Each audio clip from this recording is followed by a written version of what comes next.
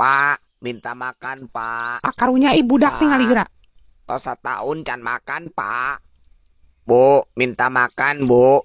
Lah kembali tepken. Langsung kudu sirup batur ting. Ya bere ciki ya, ya. Astaga, Aa. Coba bayangkan memposisi orang kos kia, A. Kumaha nge lah. Nami ujang teh saha? Saepul, Bu. Oh, umur?